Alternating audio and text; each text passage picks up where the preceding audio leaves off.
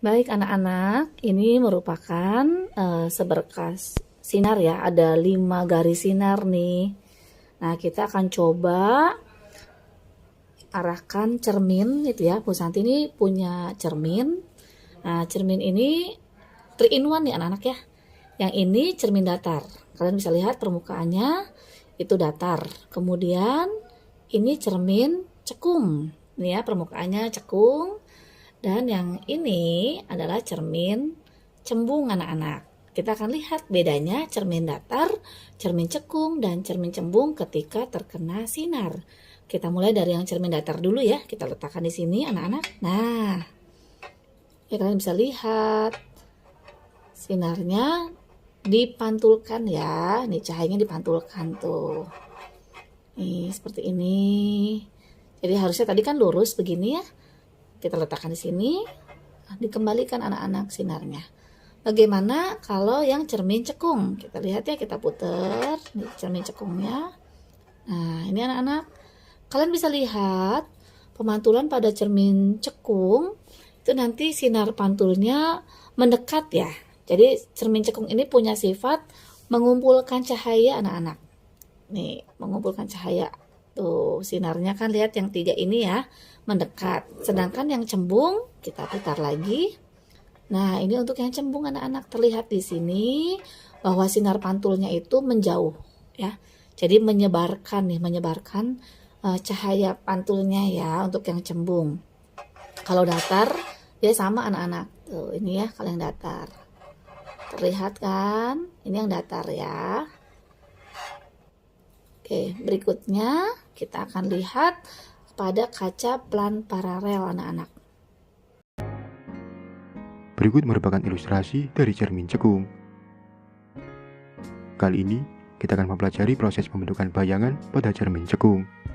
Namun sebelum itu, kita akan berkenalan dengan beberapa parameter. Garis horizontal yang melalui pertengahan cermin dikenal sebagai sumbu utama. Dalam bentuk penuh, cermin cekung akan membentuk lingkaran. Nah, pusat dari lingkaran ini dikenal sebagai titik pusat lengkungan R.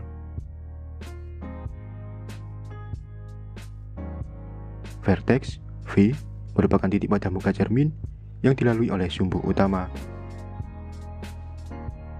Titik fokus F berada di pertengahan antara vertex dan R, merupakan titik berkumpulnya sinar pantul. Menggunakan 3 titik ini, kita bisa membagi area di sekitar cermin menjadi 4 ruang. Ruang 1 berada di antara titik fokus F dan muka cermin. Ruang 2 berada di antara titik fokus F dan titik pusat kelengkungan R.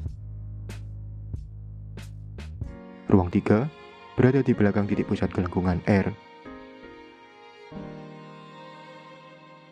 Dan ruang 4 berada di belakang cermin.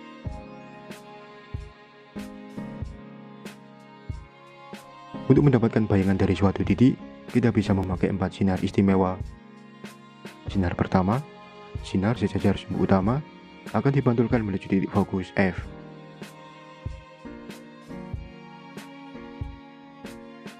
Sinar kedua, sinar menuju titik fokus, akan dipantulkan sejajar sumbu utama.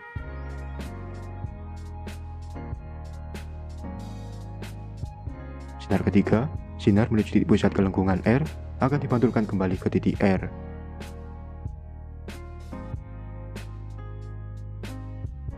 Sinar keempat, sinar menuju vertex akan dipantulkan membentuk sudut yang sama terhadap sumbu utama.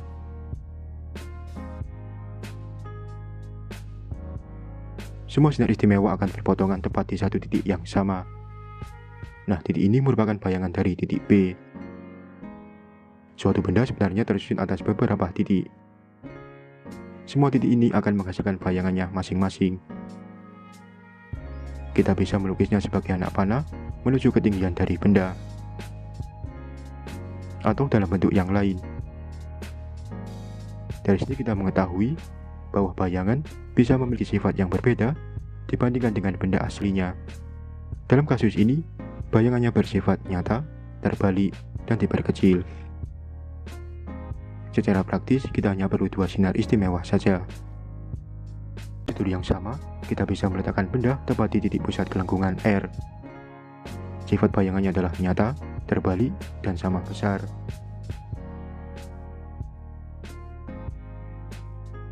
Letakkan benda di ruang 2. Sifat bayangannya adalah nyata, terbalik, dan diperbesar. Meletakkan benda tepat di titik fokus F. Di sini benda tidak memiliki bayangan. Meletakkan benda di ruang 1. Sifat bayangannya adalah maya, tegak, dan diperbesar. Yap, semoga tutorial ini bisa. Oke, untuk tugas fisika kali ini kita mau bahas tentang cermin cekung. Soalnya adalah sebagai berikut. Di sini ada sebuah benda ya, berada 30 cm di depan cermin cekung. Bila jarak fokusnya sebesar 20 cm, pertanyaannya tentukanlah jarak bayangannya berapa, perbesaran bayangannya berapa, sama sifat-sifat bayangannya akan seperti apa. Oke, pertama kita tulis diketahuinya dulu. Diketahui benda berada 30 cm di depan cermin cekung. Berarti kalau benda kita lambangkan dengan S, 0, jarak benda ya, sama dengan 30 cm di depan cermin, jadi positif. Jarak fokusnya, fokus cermin cekung, itu juga positif, 20 cm. Yang ditanya, kita mau tulis ditanya adalah yang pertama, jarak bayangan kita simbolkan dengan SI. B, perbesaran bayangan simbolnya adalah M besar. Yang C, sifatnya akan gimana? Sifat bayangannya akan seperti apa? Oke, sekarang kita mau jawab satu-satu ya.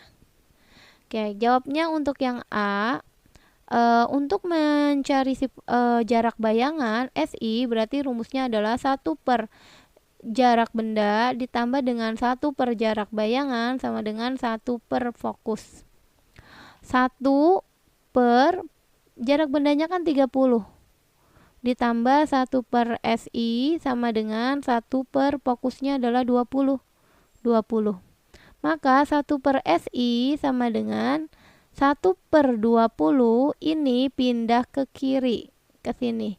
Jadi awalnya positif berubah jadi negatif, jadi 1 per 30 karena pindah ruas ya. Oke, masih 1 per SI sama dengan, ini kan nggak sama, maka kita samakan penyebutnya dulu. Jadilah 60 ya, 20 sama 30 kan penyebutnya jadi 60. 60 bagi 20 itu 3 dikali 1 ya, tetap 3.